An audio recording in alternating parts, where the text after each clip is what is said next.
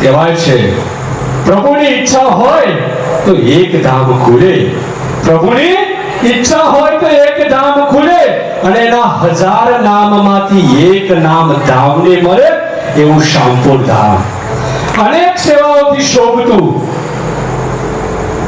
અન્ન સેવા પારાયણથી પ્રચલિત બનેલું દરેક ગામોથી નોખો ચીલો પાડીને કેટલાય વર્ષોથી માનવ કલ્યાણના કાર્યમાં જોડાઈને આજે સેવાનું વટવૃક્ષ દિવ્ય આત્મા અમરજ્યોત દર્શન ધામ બન્યું છે ત્યારે એ સેવા યાત્રાના સુકાનીને કદાચ શામપુર ગામ નામથી જાણતા હશો, અરે શામપુર ગામના લોકો કામથી જાણતા હશો, કોઈ દામથી જાણતા હશે, અરે અમે તો એમને સેવાઓથી જાણીએ છીએ. એવા નામે યોગી કર્મે યોગી પોતાની જન્મભૂમિ કર્મભૂમિ તપોભૂમિની માટીને પોતાના સેવા કર્મોથી જેમને સુગંધિત બનાવનાર આ આશ્રમના આધ્યાત્મિક હીરો. અને કહેવાય છે બાપુ ઘણું સારું કહેવડાવવા માટે ઘણું સારું કામ કરવું પડે, ઘણું સારું કહેવડાવવા માટે ઘણું સારું કામ કરવું પડે. એ પંક્તિને જેમને સાચા અર્થમાં સાચે એવા દિલીપરામ મહારાજ માટે મારે આજે વાત કરવી છે. સેવાનો માર્ગ કેટલો કઠિન છે તો તમે એ માર્ગ ઉપર ચડો તો ત્યારે જ ખબર પડે. સેવાનો માર્ગ કેટલો કઠિન છે એ તો તમે માર્ગ ઉપર ચડો તો ખબર પડે. મેરા હર કદમ મેરા કર્મ બનેગા, મેરા હર કદમ મેરા કર્મ બનેગા એમ માનીને ધનતેરસના પવિત્ર દિવસે આ સેવાના કઠિન માર્ગ પર 2013 ના વર્ષે દિલીપરામ મહારાજે આ સેવાનો માર્ગ પર પગદંડી કરી.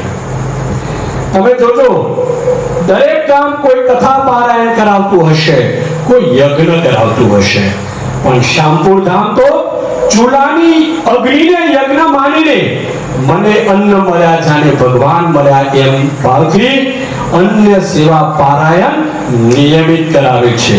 અને વડીલોની મુઠ્ઠી દાન આપવાની પ્રથાને પુનઃ જીવિત કરનાર દિલીપરામ ખાલી ખિસ્સે તમે તો ધનવાન બની ગયા.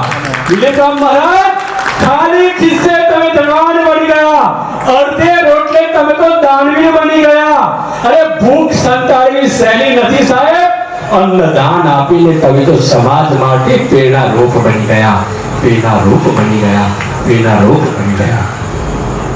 ત્યારે દિલીપરામ મહારાજને મેં પૂછ્યું કે આ નોંધારાના આધાર બનવાની પ્રેરણા તમને કોને આપી? ત્યારે એમને મને કહ્યું હતું કે મારા ગુરુએ આપી. गुरु ऐसा चुनिए कि प्रेरणा दे, ना कि चिंता और दबाव दे. जो તમે સામાન્ય માણસ તમને ઉપદેશ આપશે, પણ સદગુરુ તો પ્રેરણા જ આપશે. એવા સદગુરુ, એમના પ્રેરણા ગુરુ એવા વ્યાસપીઠ પર અત્યારે કિરણદાસ મહારાજ વ્યાસપીઠ પર બિરાજમાન છે. ગુરુ પણ કેવા હોય, લાખો ભક્તોમાંથી જેમ હીરો ઘસાય કપાય અને કેવો ચરકે કેટલી કસોટીમાંથી પસાર થાય. અને અમે તો કુંભકાર કહેવાઈએ, ઘરાને પણ ટકોરા મારીને પસંદ કરીએ, એમ ગુરુએ પણ આ પંથકમાં કેટલી કસોટી કરીને એક શિષ્યને પસંદ કર્યા. એ દિલીપરામ મહારાજને પસંદ કર્યા. પોતાના વિચારો, સંસ્કારોને, સેવાને આગળ ધપાવવા માટે એમને આધ્યાત્મિક શિક્ષા દીક્ષા આપીને દિલીપરામ મહારાજને સેવાના માર્ગે વાળ્યા. એવા કિરણરામ મહારાજ અહીંયા ઉપસ્થિત છે, એમના ચરણોમાં હું દંડવત પ્રણામ કરું છું.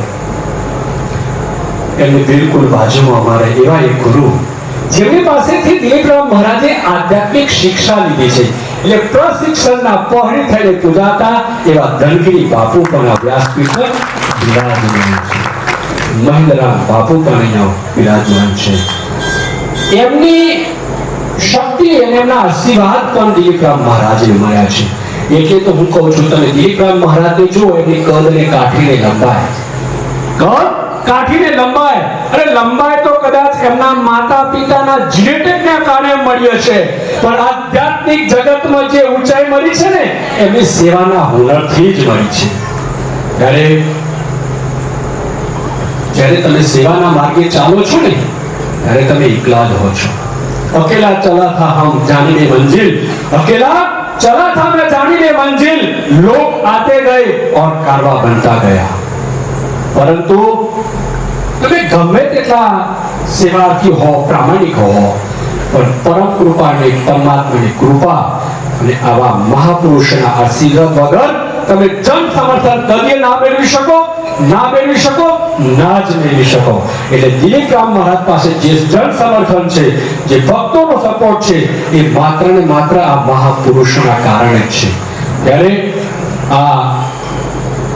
આજે દિલીપ રામ મહારાજે ગુરુ ઋણ ચૂકવવા માટે સત્ય નિષ્ઠા અને છેવાડાના માનવીની ચિંતા એ વિશેષતા ધરાવતું દિવ્ય આશ્રમ આજે ગુરુ પૂર્ણિમાનો મહિમાનો એડવાન્સ આયોજન કર્યું છે. ત્યારે ભલે આજે પાણીનું પૂર આવ્યું હોય ને, એમ ભક્તોનું ઘોડાપુર આજે શ્યામપુર ધામે ગુરુના દર્શન માટે પધાર્યા છે. ત્યારે સૌ ભક્તો વતીથી સૌ ગુરુના ચરણોમાં દંડવત પ્રણામ કરીને